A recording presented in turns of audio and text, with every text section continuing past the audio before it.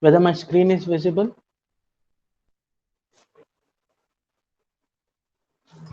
Yes, sir. Yes, okay, yeah.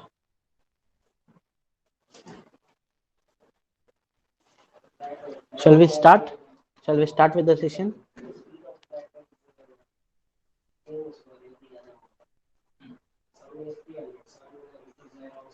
Can I get the response?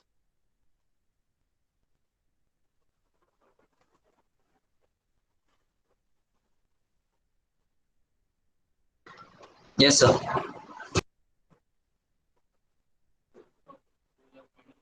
Yes, okay. So welcome to this session. So again for this semester, I will be handling the another subject which is digital signal processing. And as we have seen in our previous semesters, we were dealing just with the signals and systems. So now the just the advanced part of it, what we are going to see in this semester. So comparing to the subject, just to talk about the previous part, that is the signals and system. So comparing to signals and system, digital signal processing is uh, more easier compared to that. So because we will be only dealing with some techniques what are involved in digital signal processing. So for today's class, what we will be doing here is, so we will be just going with the overview of this particular subject. So what is included, what we are going to study for our case, and then the small introduction of this. So as we have seen with signals and systems, we were just working with the signals. So the operations of the signals, the on the systems, and then the tools what we were using. So now with this particular part, here we are just dealing with this particular part, what we call it as the processing, what we say. So this we can see here. So processor. So we have to take this particular part as the processing. So whether the screen is visible? Yes, sir.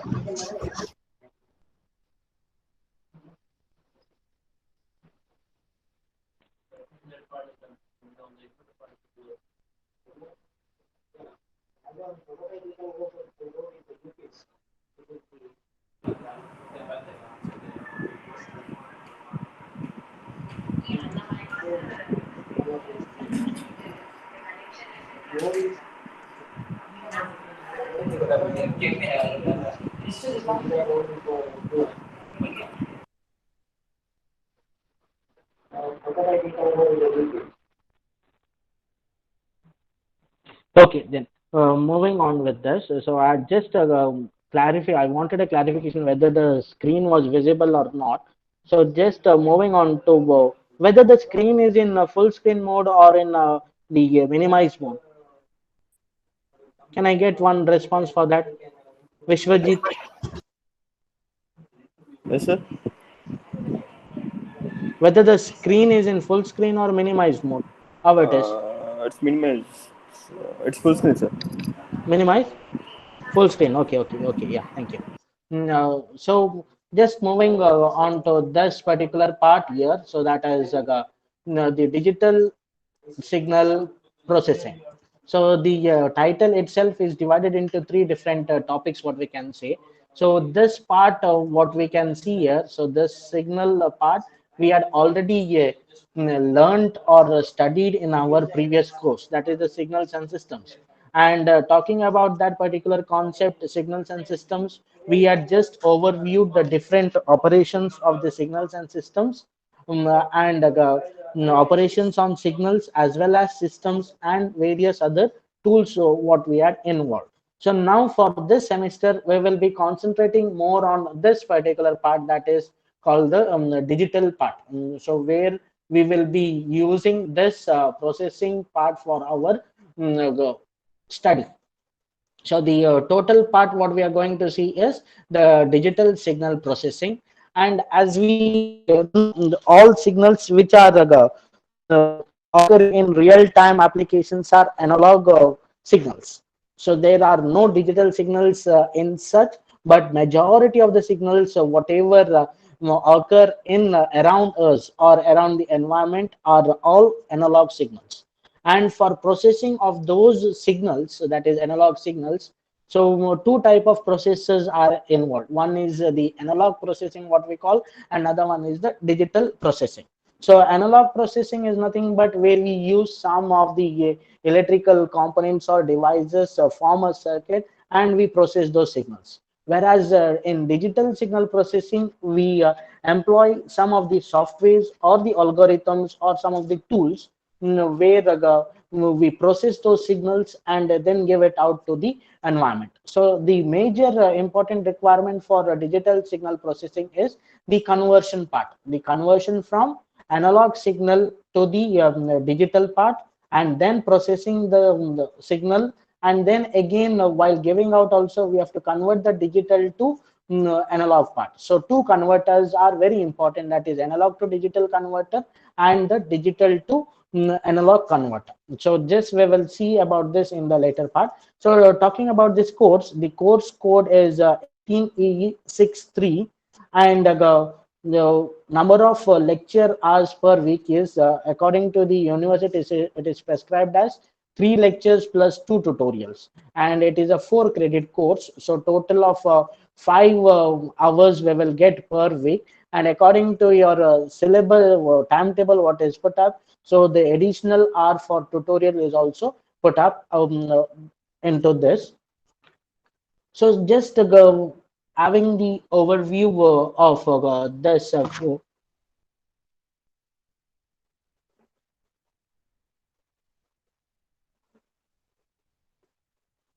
the syllabus contents. Whether the next slide is visible, No, sir. it is on the first slide itself. Yes, sir. Oh yes, give me a minute.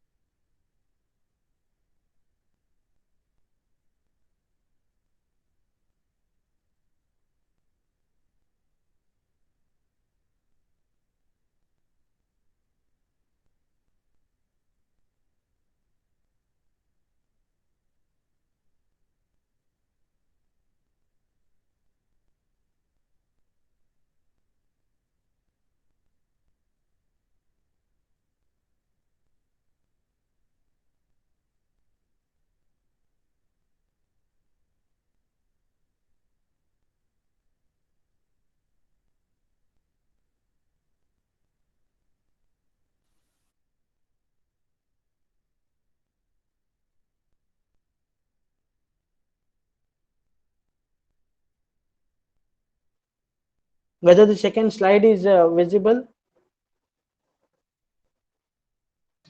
Yes, sir.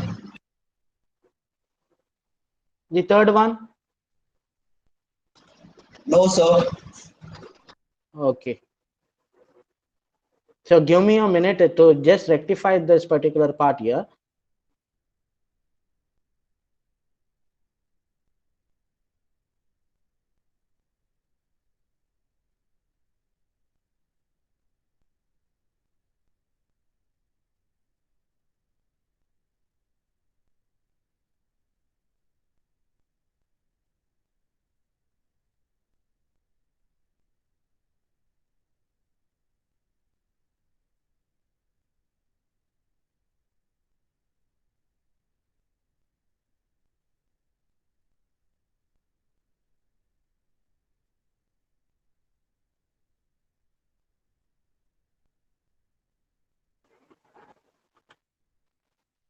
Now whether it is visible? Yes, sir. Yes, okay, yeah. So just sorry for the interruption part here. So we will just see have a overview of the syllabus, what we are going to learn in this particular semester. The first module, whatever we are going to see here, will be of the discrete Fourier transform. So I will give the overview why we are going with this particular part, that is the discrete Fourier transform. And under this discrete Fourier transform, we are just going to study the definition of this, the properties which are related to discrete Fourier transform, and the important part, that is the convolution. So convolution technique we are going to see, that is two types of convolutions are there. One is the circular convolution, and another one is the uh, linear convolution. So do those two convolutions we will be studying and using different methods to obtain the convolution pattern.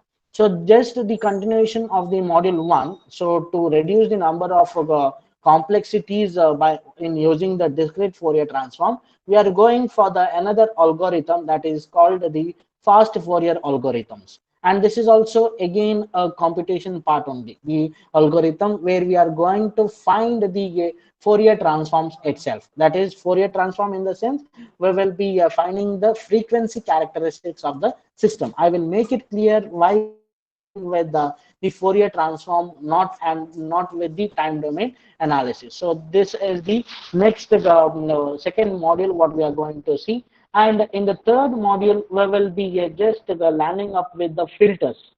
So as we know, the filters are the frequency selective devices. So there are two types of filters what we are going to study in digital part.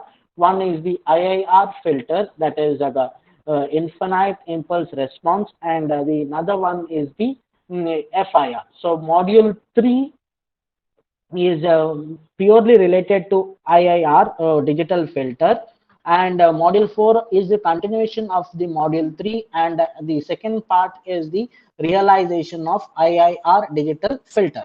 Now the next and the last module, so this will be the fifth module here. So in the fifth module, the design of FIR digital filters we will be seeing, and the realization part.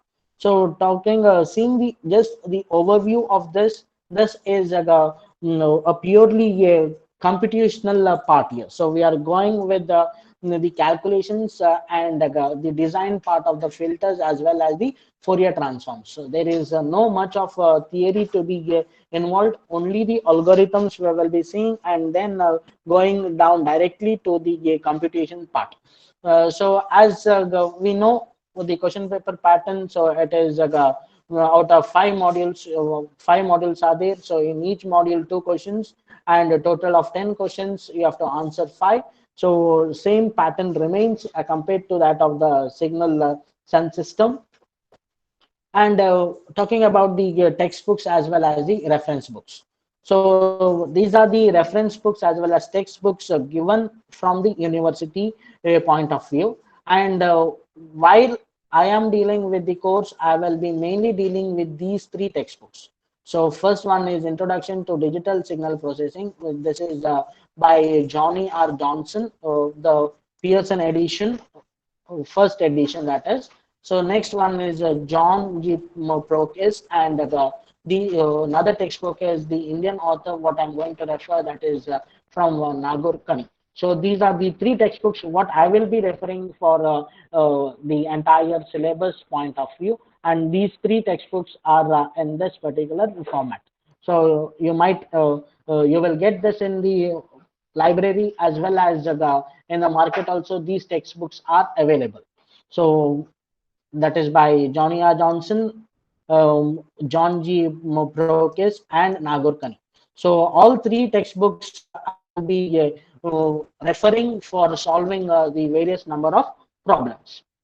So this is the syllabus overview of the theory part, as well as there is lab which is related to this particular subject, that is digital signal processing laboratory. So myself will be handling this particular lab, and this lab is purely a programming lab here. So we are purely dealing with the programming, digital signal processing. There are no hardware part, only with the software we are dealing here. So I will just give the overview what we are going to do in the laboratory part, and then move on to the next part.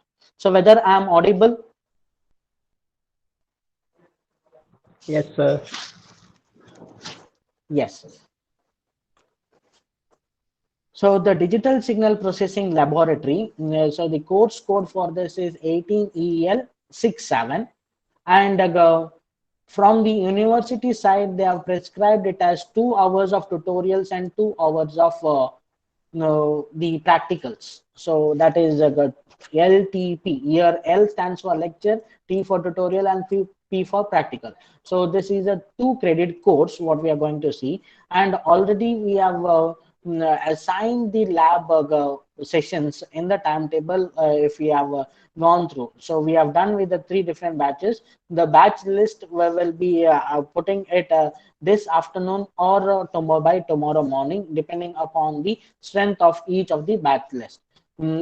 So and right now, till the current situation, we will be handling this lab in the online mode itself.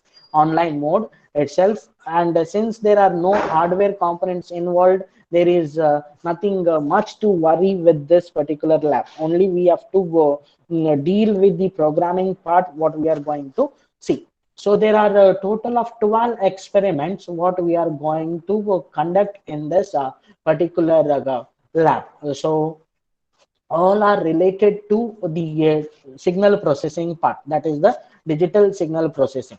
So whenever processing comes, mainly right now in the current scenario, what we can see, it is the digital signal processing.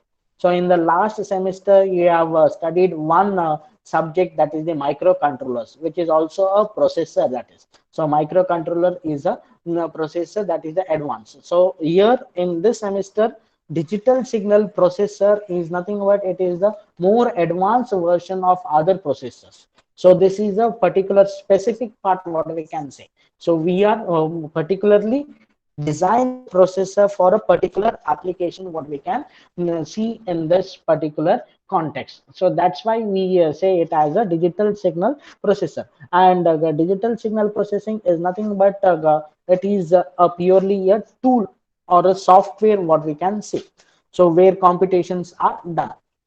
So these are the different experiments, 12 different experiments, and seeing to this experiments, these are all very simple experiments and easier experiments to be understood. So if we know the process of the process behind this, or the theory behind this particular experiment, it will be easy for us to write the programming. So the it is not a worry to that we are weak in programming or we don't know programming, it will be difficult. But what I tell here is programming, once the concept is clear, once the algorithm is clear, we can write any amount of code, that is the programming codes. But the important part what I stress here is, while teaching you this particular subject, is the algorithm, the methods or the techniques involved in obtaining the solutions. So I will not more concentrating on the programming part, because once the fundamental part is clear, then it will be easier to replicate the code. Now, the codes are of 3 or 4 lines, it will be easier. But the ultimate thing here is the algorithm or the steps involved in the process. So that has to be made clear, and for each and every experiment, we have to follow some of these steps. So once those steps are clear, then it will be easier for us to write the program out. And for this particular part, university has given the choice of using the programming part. Either we can use a MATLAB, Scilab, or a Python software. So dealing with Python at this moment, it will be difficult for us because the fundamentals of Python has to be learned. And seeing to that, it is Python programming is another part. But recently, nowadays, it is used. Python programming are used, but the knowledge behind this is very limited as students' point of view. Python programming. So this is another tool. What we can see, the Scilab. So this Scilab is a open software, open tool software. So open source it is. So it is freely available into freely available for download and using this Scilab. But there are many complications with this particular Scilab tool, since it is a open source and the another tool is the MATLAB. So our institution has a licensed version of MATLAB over the entire for all the departments, and we are going to use this MATLAB tool for our laboratory part. And at this particular juncture, I want to mention, so there is a hands-on session on MATLAB specially conducted for electrical and electronic students. That is for Triple E branch on 22nd and 23rd.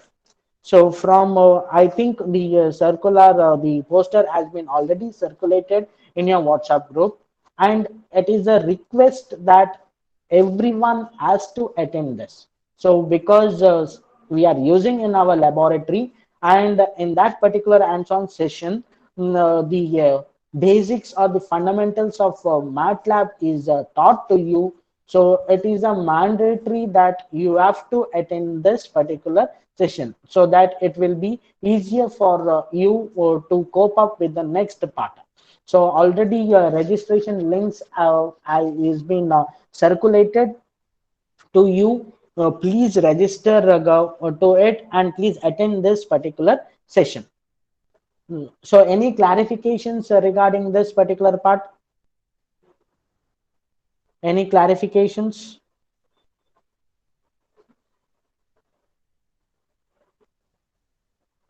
No, sir.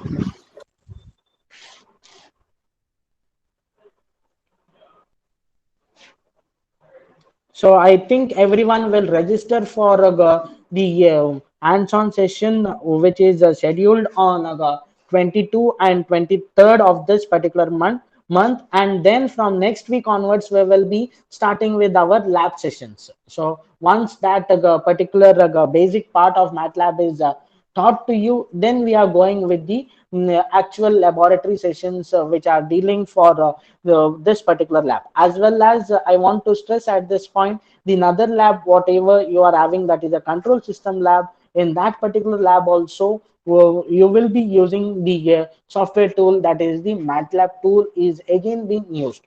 So seeing through the benefit of this, we have organized this particular hands-on session and take a maximum benefit of this particular session.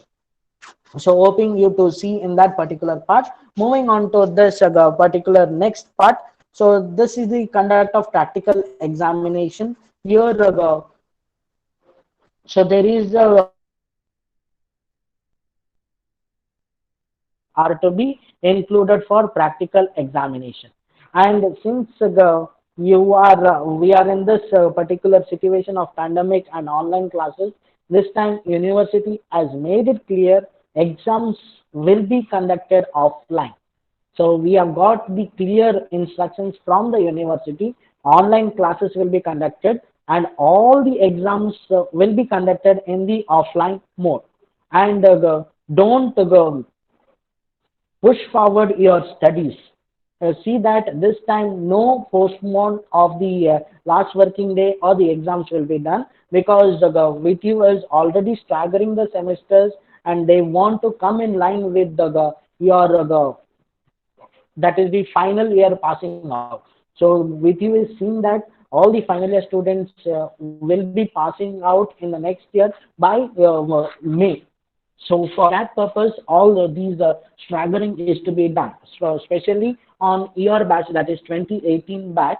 So when you come for the next year, for the seventh semester, eighth semester, again if it is delayed, then it will be delayed for the campus placement as well as into the industry point of view. So VTU is planning in such a way that so they want the final year students to be graduated as per the prescribed university time. So that is mostly in June and July. So within that they want to complete, and for that reason they have started with the online sessions. So once the situation comes into normal, then we can see whether what norms will come, whether they will be allowing us to conduct the offline classes, and see that in the offline classes no repetition of the topics can be done because of the lesser amount of time. So from today your semester is going to start, and we have a smaller semester, that is in July we are going to wind up this semester. So April, May, June. So within 3 months, so almost April month is done. So today is 19th. So hardly 10 more days. So May, June, July. So within 3 months, we have to complete everything and then move on. So see that you take the maximum benefit from this online classes, attend online classes seriously with notion of writing the exams. So don't see that as you have done for the fifth semester, don't repeat it. So whatever mistakes were done in fifth semester, rectify those, and please be serious in attending these particular online classes. So any clarifications regarding up to this particular part? So the next part I will be moving, just jumping onto the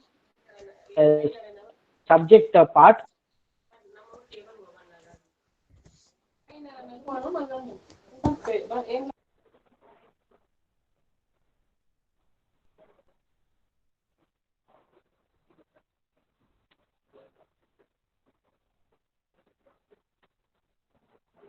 Am I audible?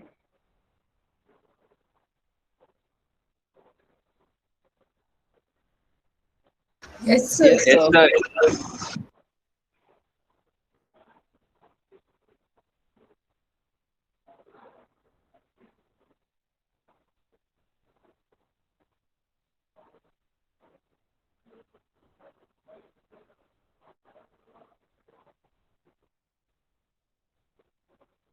So any clarifications at this particular point, or whether anything has to be repeated, anything you want from my side to be discussed?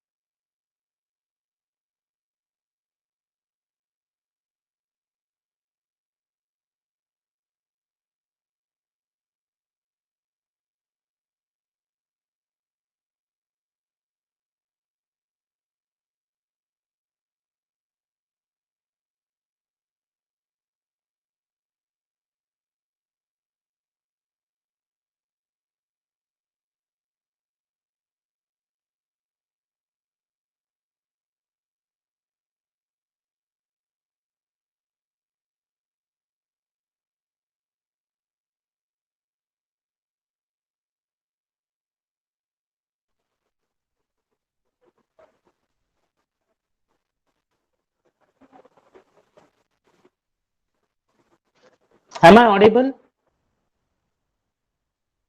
Yes, sir. Yeah. So I don't see any responses in the chat box.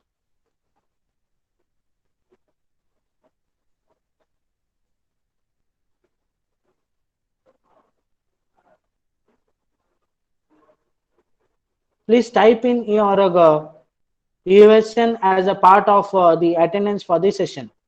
Type in your USN in the chat box.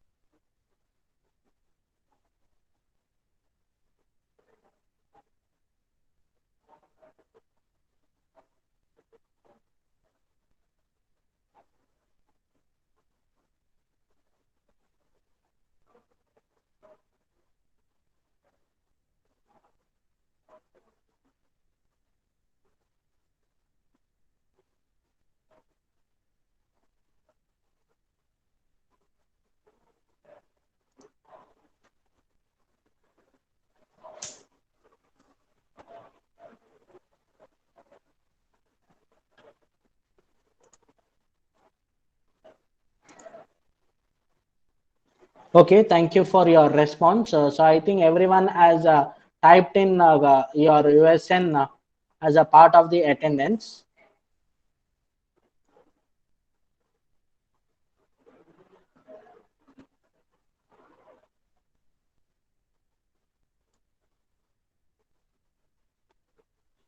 So just moving forward with this. So some of the basic requirements what are required for our course here is.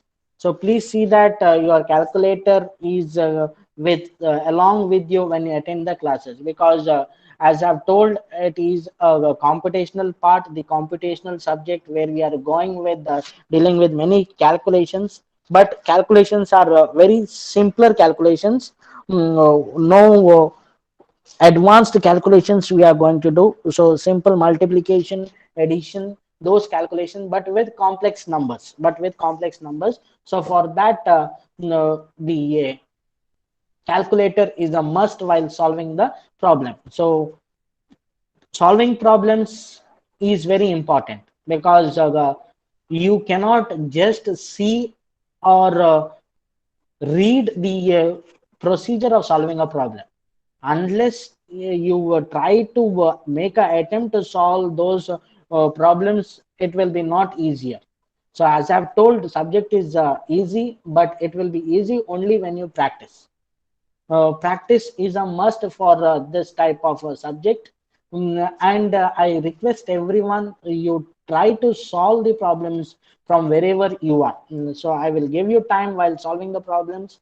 I will help you in solving out the problems with this particular part, but efforts from your side is required. So it is not that only you attend, see the session and then leave the class. So please be serious. You know the difficulty in taking the online as well as the online class as the and the offline exam. So more efforts are required from your side. And this is a humble request from my side, and maintain a notes for this. So it will be easier for you while you revise for your exams in the future point, that is for the offline exams. So just moving back into the introduction part. So for today's class, I will not go with the exact topics what are included in the syllabus, but we will have recallment or recall the topics what we have done in our signals and system, just the overview, and then go see what is the requirement for this particular case.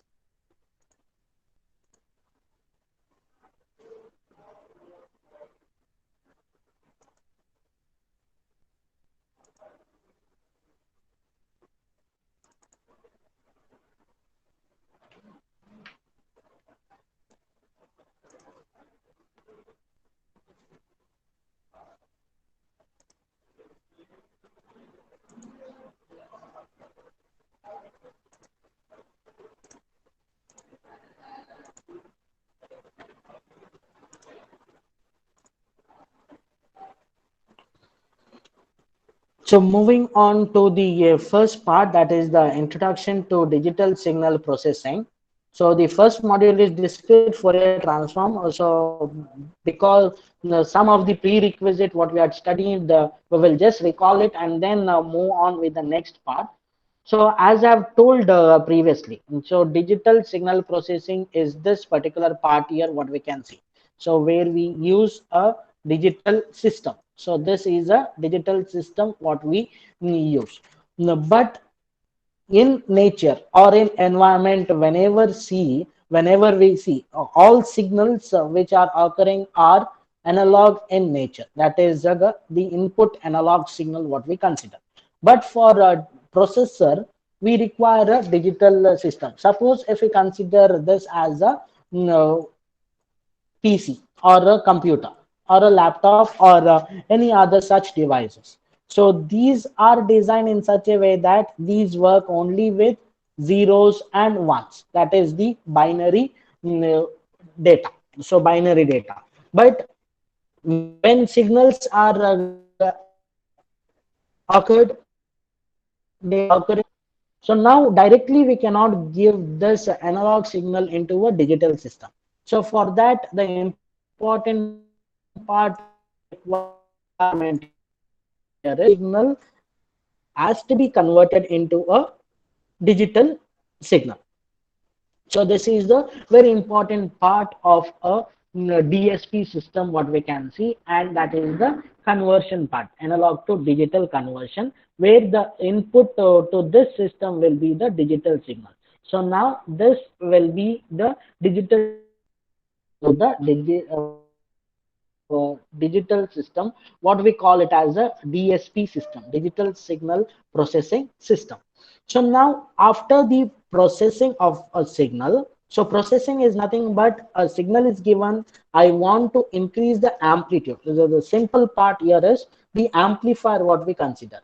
Input signal is given, the processing part, that is amplification, is done and output is given. So that is the simple example what we can take, the amplifier part. So the processing is done and the output signal is given out. The output signal is the digital signal what is given out. And again, when we send this signal into the environment or to the surrounding, since we have taken the captured the analog input analog signal, the signal when we give out of the system should be the analog signal only. So the digital signal is again to be converted into the analog signal. So for that, another conversion is required, what we call it as a digital to analog conversion.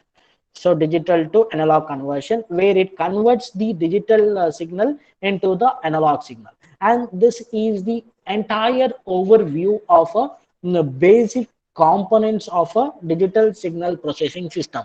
So whether it is a digital signal processing or a microcontroller or a microprocessor, so any processor what is used are all having these three components in nature. So this is one of the important part what we can see. So these are the basic components what we can see of a processing system. So whether this part is clear, well, whether I'm audible, whether this part is clear, the first part, Yes. the components of a digital signal processing system. Can I get some Yes, sir. responses for this? Only one response I got from Nikhil. Yes, sir. Yes, okay. So now the next part is, can I get the response from your side? What are the advantages of digital signal processing?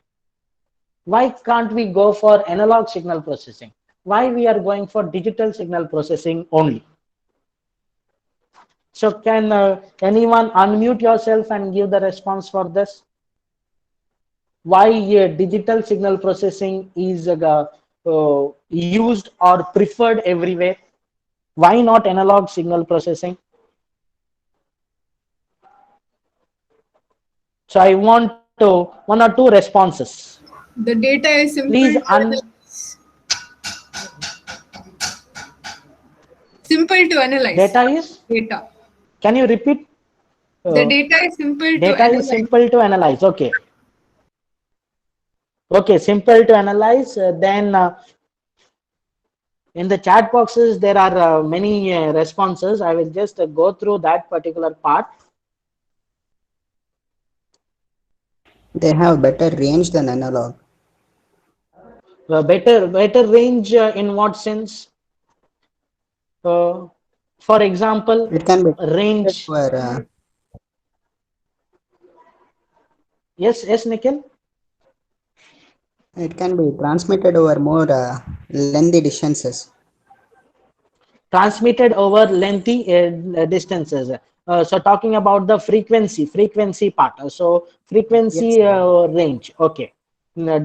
Shishir has given that distortion is less data loss. Yeah, in digital system, data losses are less. Royston has given that easier than analog. Deepak Suvarna has mentioned it's faster and more reliable. Yeah, all are the advantages of digital signal processing. So the another important advantage everyone has left is one is it is less expensive. So compared to the analog signal processing. So you compare a amplifier circuit as that is the amplifier circuit is a system and it is a processing system itself. So it amplifies. So we call it as an analog processor there. But that same amplifier circuit, if we use in a digital signal processing, so it is less expensive because only a particular software tool is required. Then it is more flexible. Whereas in the analog systems, it is not so flexible because if you are going to change the particular part, so entire the circuit has to be changed or rigorous changes have to be made in the analog processing systems, whereas it is not true in digital signal processing. It is more reliable, what we can say, it is more compact. So that is also the advantages of the digital signal processing. The speed compared to the analog processing, that the digital signal processing has more speed, high speed, what we can say. So in this particular part, so these are some of the advantages, and these advantages are preferred over the analog processing systems. And in all our day-to-day life, this digital signal processing is used. There are many applications, what we can say. So now moving on to the next part. So can I get a response for this particular part? Signal, what is a signal in general? We are talking about digital signal processing, the signal, the system, everything. Now what is this? What is a signal? Information, sir. Information. Information, instruction. Okay. Information. Okay. So signal is nothing but it is the information. Can we get some examples for a signal? Some of the examples.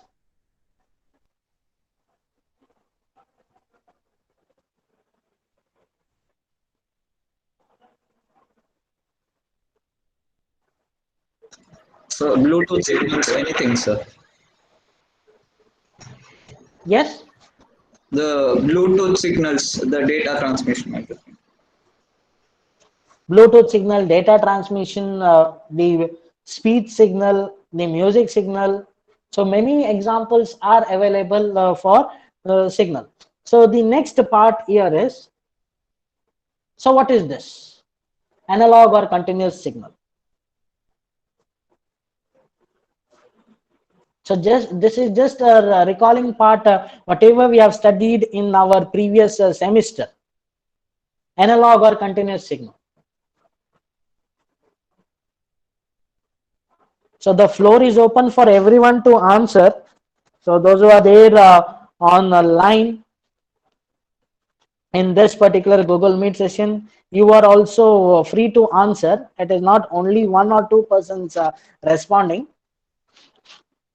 So what is analog or continuous signal? There always different values for every time, sir, varying time. Different values for varying time. So it is nothing but, in simple terms, we can say the signal defined continuously for varying varying value of a independent variable. So that is the analog or continuous signal. So continuous time signal is nothing but the independent variable here we consider as the time. So when the dependent variable of analog signal is time, we call it as a continuous time signal. So these are the things what we can say.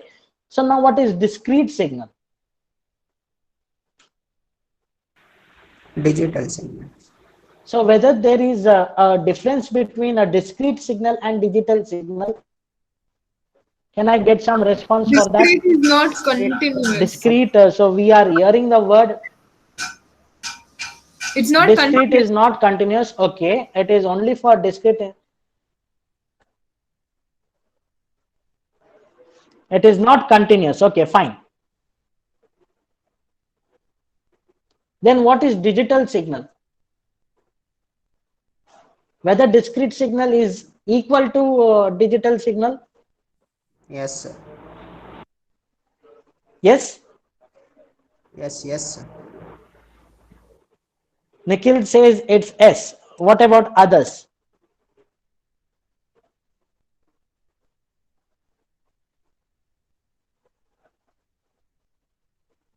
Levin says it is S. Discrete signal is digital signal.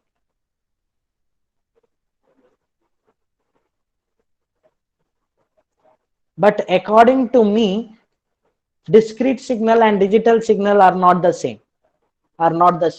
So there is a reason behind this. So discrete signal is it is having amplitudes at discrete instance of time.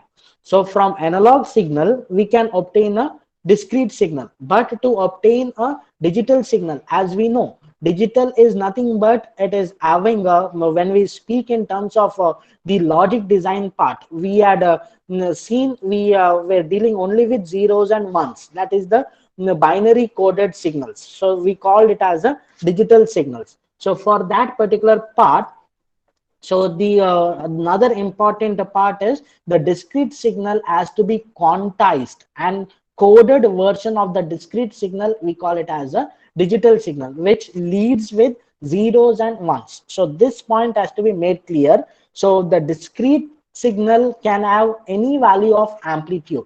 So can have any value of amplitude, but at discrete instance of time. Whereas digital signals will have only zeros and ones.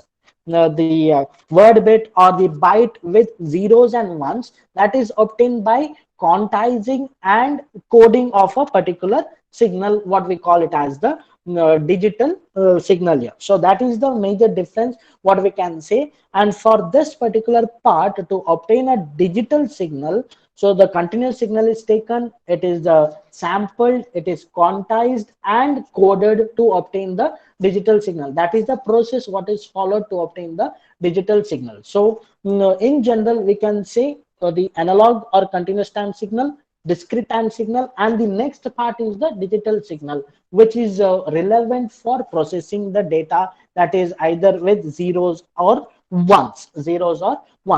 So whether this part is clear? Whether this is clear? Yes, no? Yes, sir. Am I audible? Yes, okay. So right now I will be stopping here. The next part of our discussion I will continue in tomorrow's class, because it is already 12. You will be having the next class at 12:05. So I think it is an open elective class. I think I just check out your timetable and please enter that particular sessions wherever it is applicable to you, if it is open elective. So right now our discussions with digital signal processing, we will just stop it here and then continue in tomorrow's class, tomorrow first hours class. So any clarifications up till this particular part?